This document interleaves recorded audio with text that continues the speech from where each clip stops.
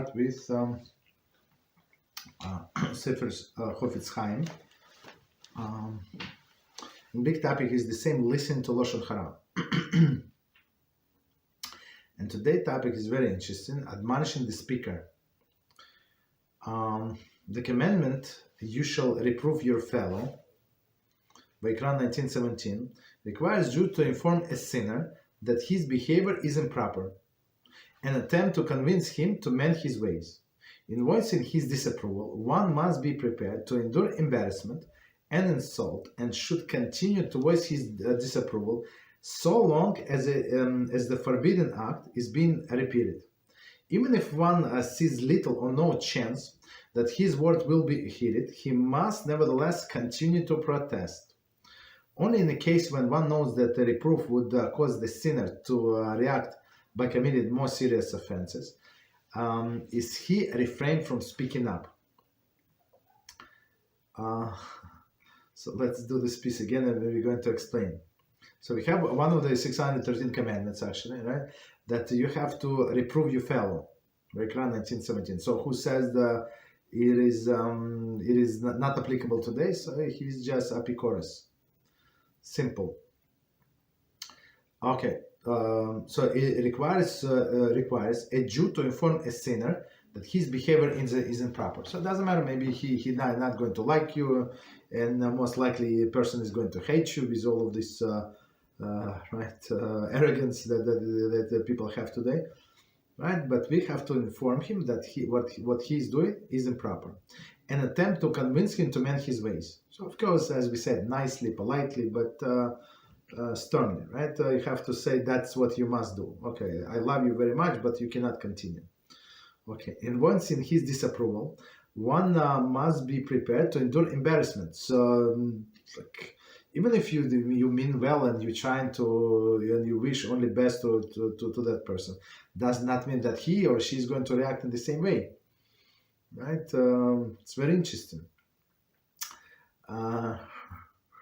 Right, so you have to be ready to endure embarrassment. Okay, they're not going to take most likely in a very good way, and embarrassment and insult, and should continue to voice his disapproval as long as forbidden act is being repeated. So meaning that maybe that person is going to give up, get annoyed with you, right, with us, and stop sinning.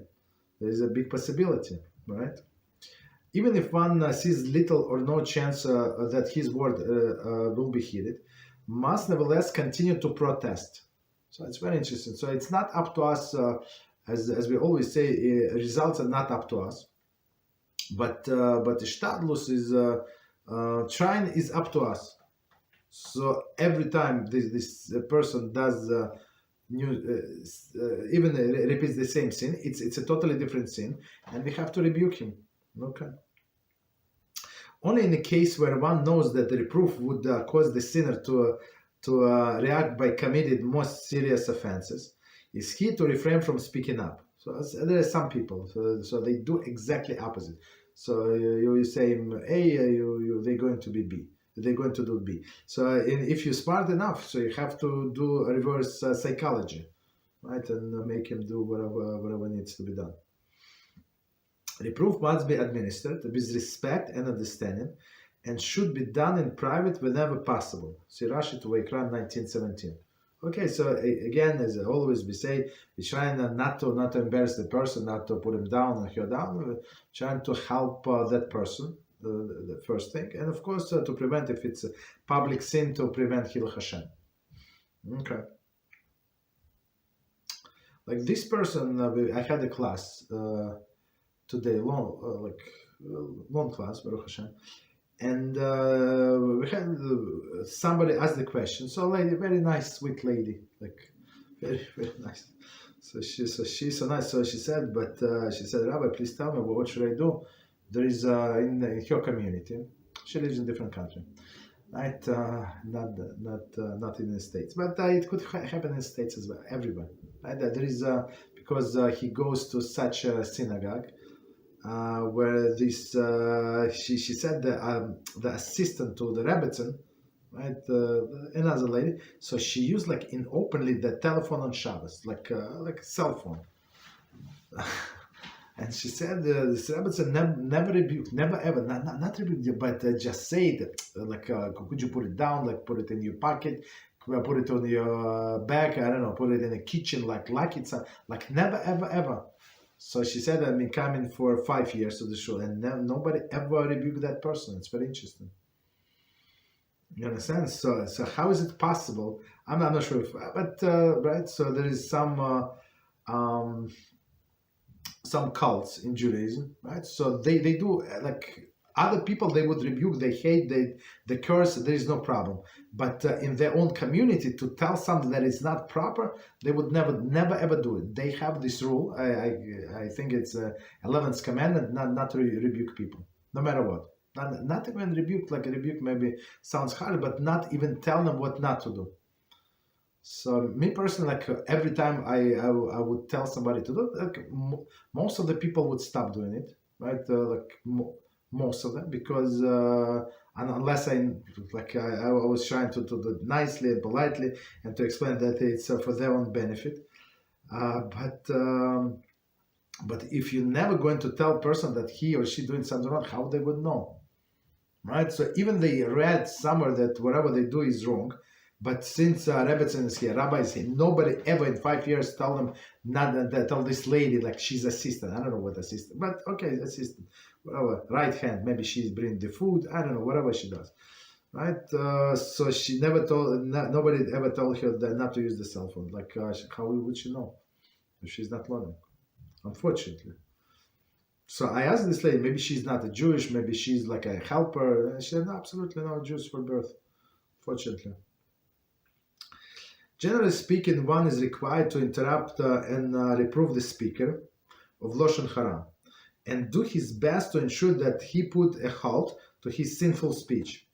As mentioned, this does not apply when the speaker would likely react by expressing yes a greater negativity toward the person he was speaking about as a way of defending the sinful talk. So that's a big issue as well, right? So people in their arrogance, they would try to prove themselves right, and they would speak even more harshly about that person. But let's do this piece and we are going to explain.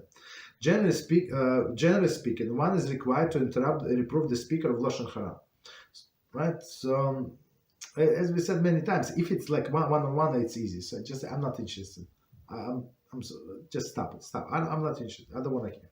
Right, that's easy. In publicly, when even another person there, so it's not so easy. Like people would feel uneasy, like embarrassed. But you must do it, right? We all must do it, and do his best to ensure that he put the halt to his sinful speech. All right. So we're not going to discuss who is right, who is wrong. No, just stop. Stop saying whatever you say. Okay. As mentioned, this does not apply when the speaker would likely to react by expressing the greater negativity toward the person was speaking about, as a way of defending his sinful talk. So that's this reshame. That's what they're going to do in order to prove their right. So they would speak even louder, even like with more force, and that's actually one of the reason, one of the possibility. Right, as our sages explain, when somebody is being embarrassed in public and he or she does not answer, right? So we cannot assume that this person is guilty, like he or she agreed, like silence is agreement to the acceptance of the guilt. Absolutely not. We said maybe it's exactly the same this situation as our sages explained, right? So a person knows that if I'm going to answer whatever I'm going to answer, he or she like open the mouth 3 times bigger than now. So I better not to answer. So that's how they figure. So they don't want the escalation. So just because they do not want to escalation does not mean they're guilty. It's very interesting, very important thing to remember. Continue. Another situation when reproof would be out of the place is when, page 410, 1 second.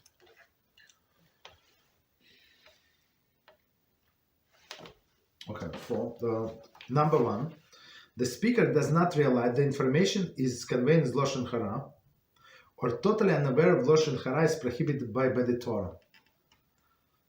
I guess it would be some secular people, but even secular people, I was amazed. Right.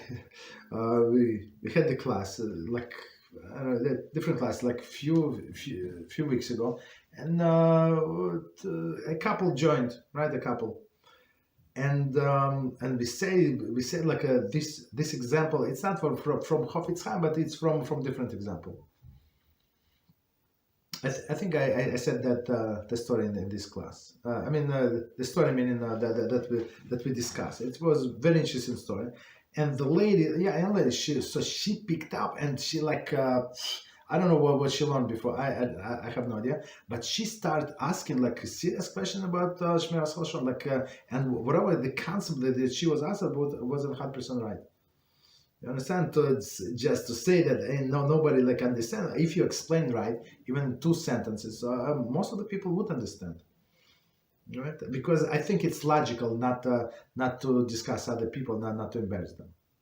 Okay, so I was amazed. So usually people don't pick up such so fast. Okay, continue.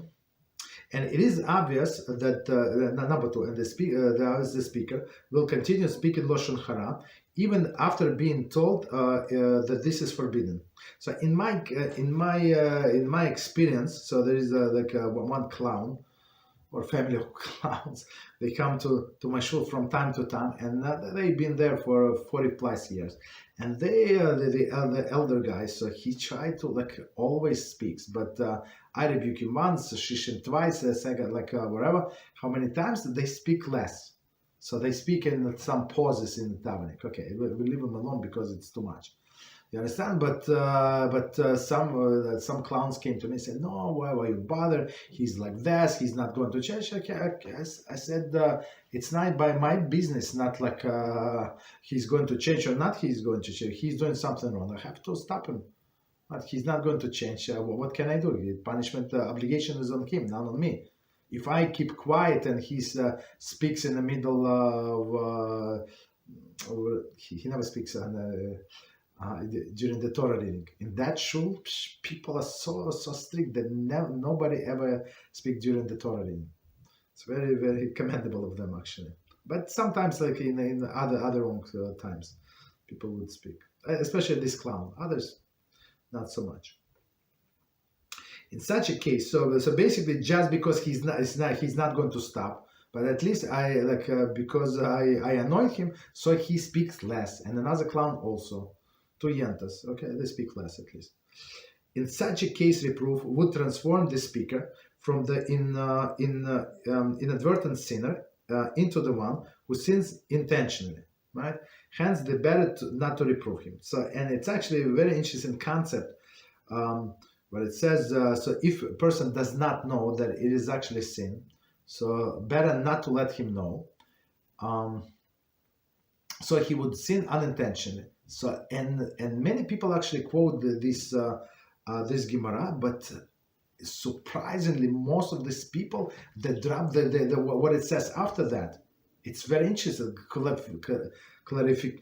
clarification, right? Of this is actually when it's only on a rabbinical level.